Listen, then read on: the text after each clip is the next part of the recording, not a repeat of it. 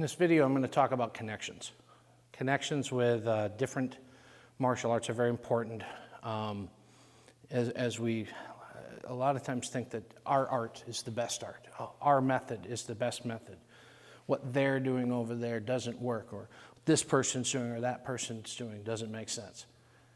In the world of martial arts, we're not talking about something so strict that you must stay within this style or that style and ignore other things that you've learned. In fact, that would be a huge mistake. In my arts, I've trained Tai Chi, I've trained in modern arnis, and a lot of my instruction comes from small circle jiu-jitsu. My primary system is Ryukyu Kempo, Okinawan Te, close quarter, pressure point, joint locking. So I had to ask myself this: does Tai Chi have that? Or why doesn't it have that? In a lot of cases, people have chosen to teach Tai Chi in the soft and slow method for seniors or for older people, or as an exercise for well-being, and I agree that it should be that. But the movements are exactly the same as they are in the Kempo or the arnis or the small circle or any other art I've seen. So when you get to watch what I do, you're seeing a combination of these things at all times. There's no way for me to undo that. I can teach in the Tai Chi context, but I'm probably still giving you Okinawan Kempo information. It's possible that in arnis that I'm talking about pressure points or joint locking when we're holding a stick.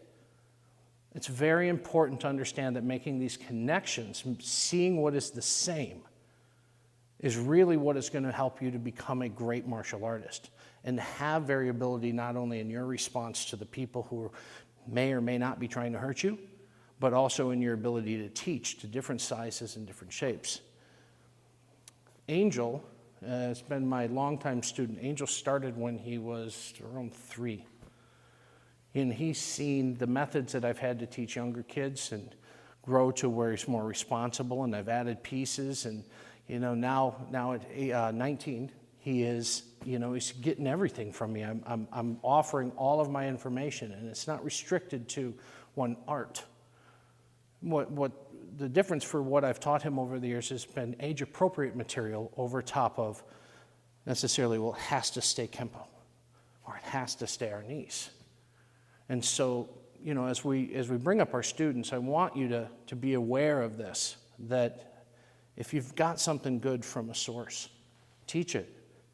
Teach it when you're uncomfortable teaching it. Make sure that what you're doing with your art is learning and applying good information at all times. If it's something that doesn't work for you, it's okay, throw it out. You might come back to it later. But making these connections are very, very important in everybody's world of martial arts, just like a musician. Can you imagine if Eric Clapton or Stevie Ray Vaughan learned from one person and only played one very particular way? Would we enjoy them as much as we do? These artists learn from everybody around them at all times, so I encourage you to do the same. Look outside of your art. Look for other answers and connections that you can make to make your primary art more successful.